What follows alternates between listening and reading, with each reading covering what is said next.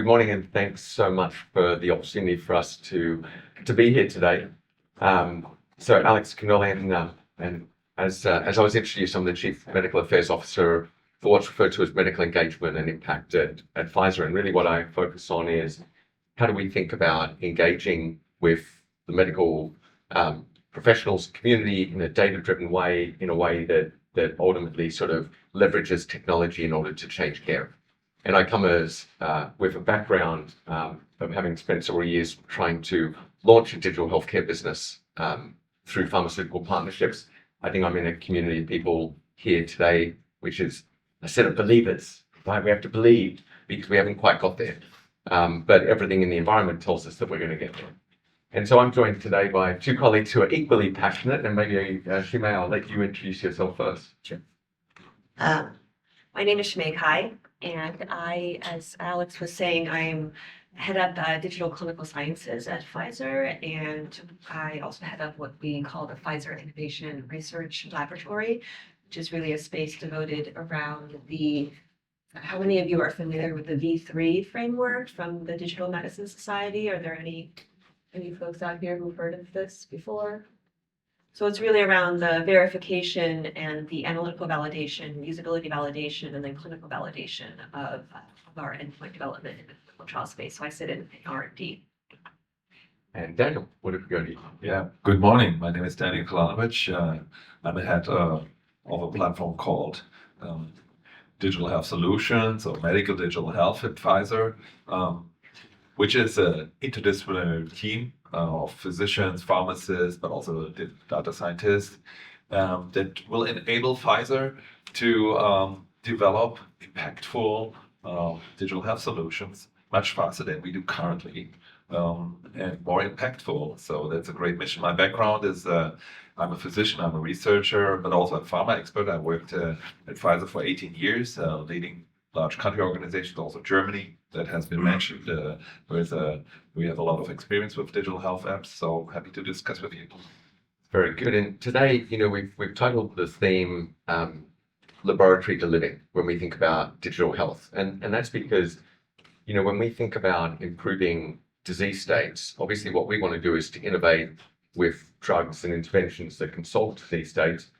But ultimately, that's meaningless unless we get adoption. And adoption is about thinking, how do we make sure that an innovation is meaningful? And there's a role for digital there. How do we then get that meaningful innovation through healthcare systems? When we get through healthcare systems into the hands of a patient, how do we compel patients to believe they should stay on treatment so they can appreciate the benefit that that's bringing to them?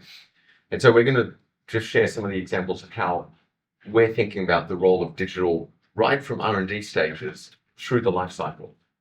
And we think about this in the spirit of partnering, right? So we're not trying to build everything ourselves. We are looking to be in ecosystems like this to understand how we can collaborate to unlock value. So let's start in the R&D phase. Xuemei, we're looking at digital because digital has actually got a way that can change how we think about the endpoints in studies and bring us closer to what is meaningful. And maybe can you talk through how your team and your unit is thinking about digital unlocking value in ways that we've not traditionally done as an industry? Yes, sure. I'm happy to talk about that. So actually my training and background, I'm a neurointensivist, and I still see patients. And in my practice, I do a lot of sometimes very invasive monitoring, but very continuous monitoring. We depend a lot on data in order to make decisions about patient care and how somebody is responding to therapy or an interventional treatment. And if you think about the way the clinical trial space is, and sometimes how the outpatient world is, there's a lot of black box, kind of what happens when the patient leaves the office and they go home and they live their regular lives. And a lot of time in the office is spent trying to recapitulate what is going on at home. And I think what's happened over the last 10 years or so is the ability actually with new technology, new wearable sensors and new other devices that we can actually get a lot more information now from people at home, unobtrusively and non-invasively in a way that this can now add to the overall summation of their health information. And we are now trying to tap into that information to learn more about individuals and then figure out whether or not somebody can be responsive to therapy. So we're interested in the endpoint development of using, these endpoints. How do we figure out what's meaningful to patients? So we ask, what are the meaningful aspects of health that are important to them? And then how does that translate to the endpoint that we'd be interested in intervening upon with a therapy? So just to translate this for anyone who's less familiar with drug development, the drug development is very regulated. And so what we're talking about is, we all know that there's connected biodata and there's a value proposition to that. What we're talking about is like formally building connected biodata into the formal structure of clinical studies in how we bring drugs to market. And that raises the question on how receptive is the FDA and other regulatory authorities to this as an innovation. Do you want to comment on that? How are we approaching the regulator, and is this a likely path that we're going to see accelerating in the near future? Yeah, I think absolutely there's a lot of excitement across the board, and that includes with our regulatory experts around the world. We personally have had a number of different interactions. Usually we try to go early with parallel scientific advisory meetings. The FDA actually has a whole office now devoted really to this digital effort, where they encourage sponsors as well as digital health technology companies to really approach early with questions and around the planned validation for the body of work, whether it be a device or it be an algorithm or it be a solution for taking care of patients. So overall, at a number of the kind of above public-private consortia levels, we have regulators who come routinely as well to discuss digital endpoint development. We just had a meeting with at the FNIH, the Foundations for the National Institute of Health, where we had EMA and FDA who attend regularly to discuss kind of from their regulatory perspective, what's going on in the field, what are the near term as well as the long term goals for these endeavors. So is there an example that you might be able to share with everyone of where we're building digital biomarkers into actual clinical study design, and what does this mean to how the next wave of products is going to be approved? Are we going to see a pharmaceutical plus a digital all built into an approval label? What are you envisaging that future landscape looks like?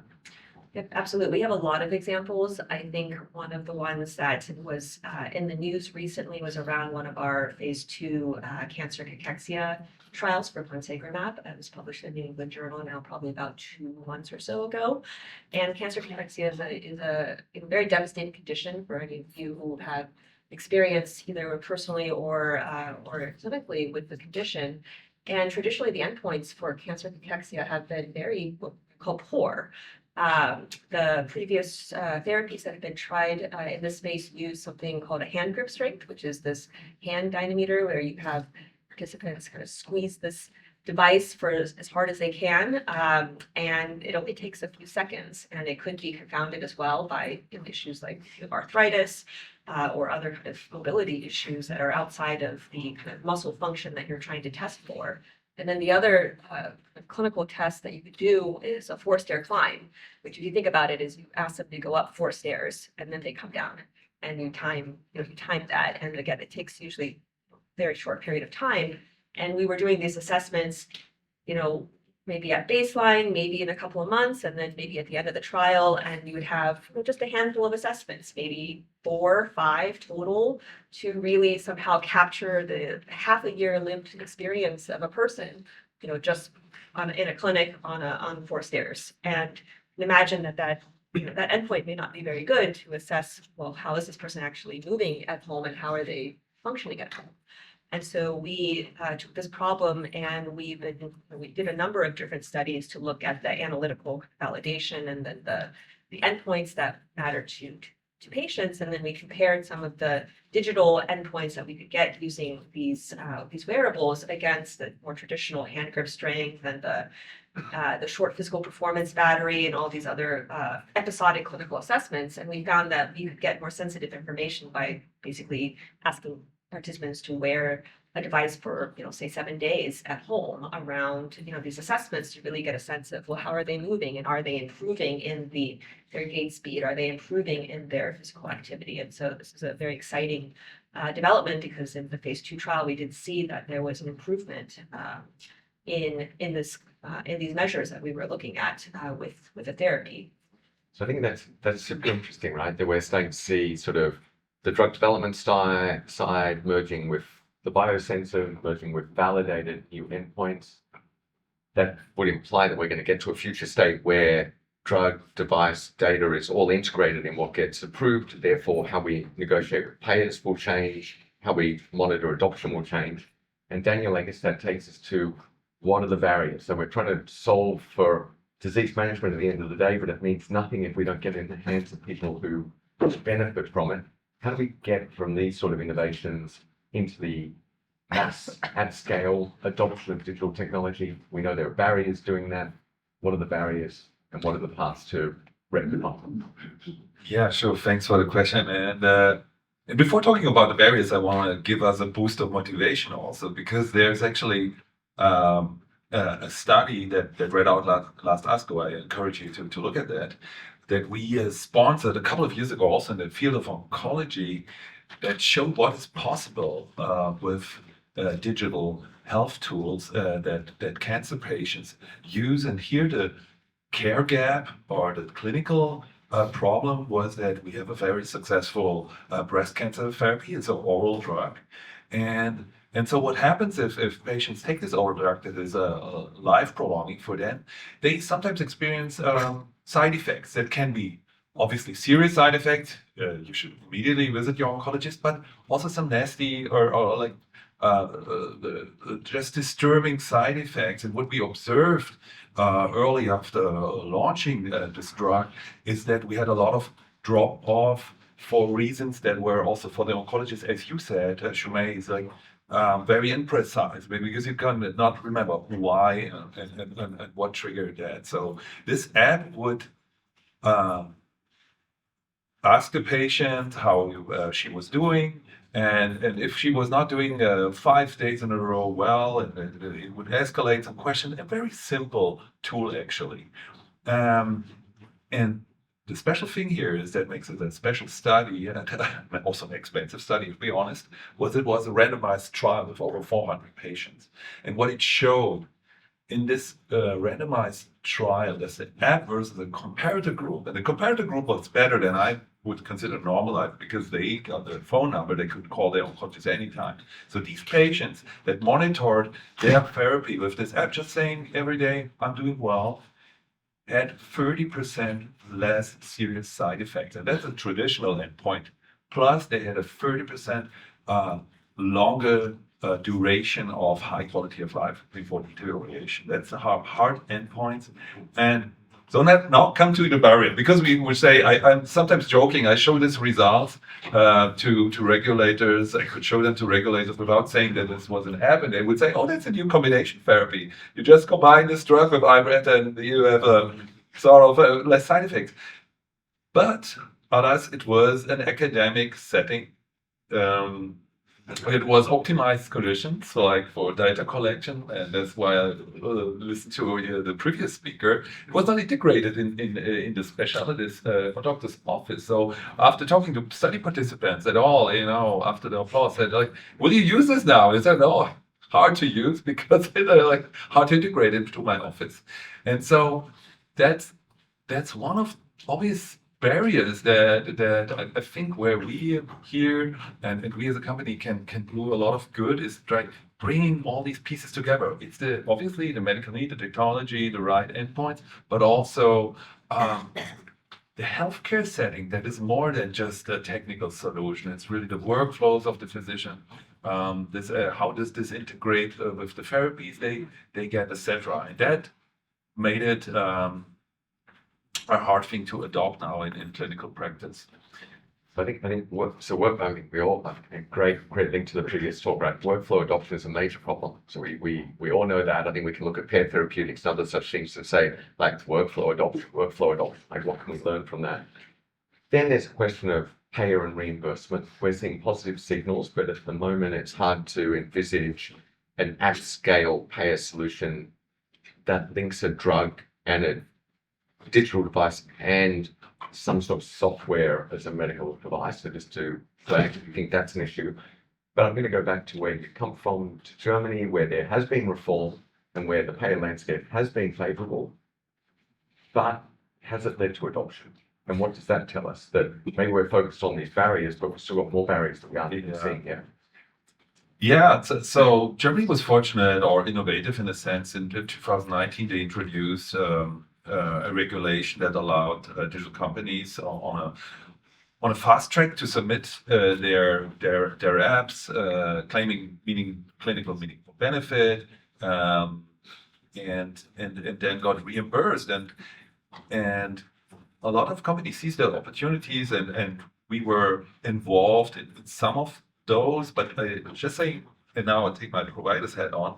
I talked to some of the physicians why like they could prescribe the app, but they didn't do it to the like disappointment of some of the companies quite so often. And then I mean, there's no reserved place for digital therapy in the office. They are competing to other interventions. They are competing even to like watch and wait, or like they have to demonstrate their value, and that sounds like common sense, but y- like compared to how we when we introduce a new therapy, obviously we talk about the care gap, we talk about the landscape, we talk about alternatives.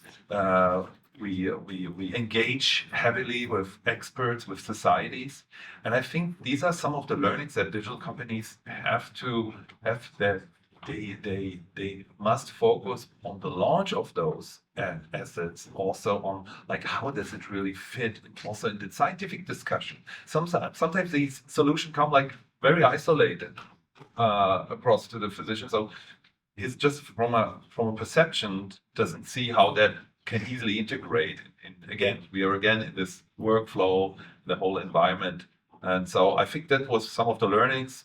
Well, maybe just for time, because we've just got a few minutes left, I think. I'll check if there are any questions. Otherwise, I might just land with one final point. Any points we can clarify? Yes, sir. I really have how you doing? My name is Sheer. I didn't have a question, but I just wanted to say I have HIV, and so I take Simtuza, which is our medication, and it has 3 medications in one that probably could start a car. And so even though I'm blessed with being able to stabilize my situation, it also brings other health problems, right? And so I had this neck and shoulder injury. So waking up every day with that, I don't take it like it's a problem. I feel like, okay, I'm feeling this because there's so many other people who feel this and they may not be able to be in one of these places to receive help or understanding. That's what I hear a lot. I hear empathy, I hear care, and I just wanted to say for everybody in the room, God bless you, because I don't know how you got here, and sometimes people don't care. You know, you might have been dealing with the same injuries and stuff like that, and then you're blessed to be here to see somebody that you in good hands. So I really appreciate it, and God bless you. Thanks so much for sharing. Thank you, right. too. And by the way, I think your anecdote reminds us that like when you're focused on the science of something, Yes. and you're not focused on the person and the people and the populations that benefit from the science, you do lose something. That's what I heard. Right. And I mean, if I just go through my own personal belief structure, I think if there's one powerful thing that digital and data in particular can help the health system do with time, it will be to get the health system to be more centered on the individuals that we're trying to treat. And I think that holds true whether you're a pharmaceutical entity, a health system, a payer, an individual provider. And I hope that brings benefit not only to you, but to all of us in time. Lastly, I wanted to say, just responding to you, Please.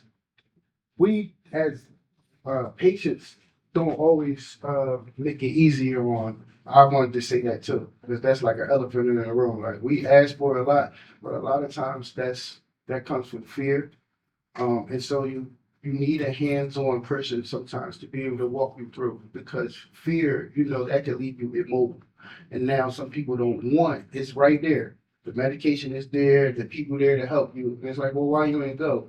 Because the fear was too much, the anxiety, it was inescapable, and somebody has to understand it. So it's like, okay, you missed the last appointment. I'm not going to knock them down because I know all that you're dealing with. Well, let's make sure she don't have to go back to the next time. And basically, that's what I hear. So again, salute. I like this file too. Thank you so much. Thank you so much. And we've been respectful of time, and thank you Yes. all I don't know if we're at time, but Yeah. but thank you all for the opportunity to be here today as well.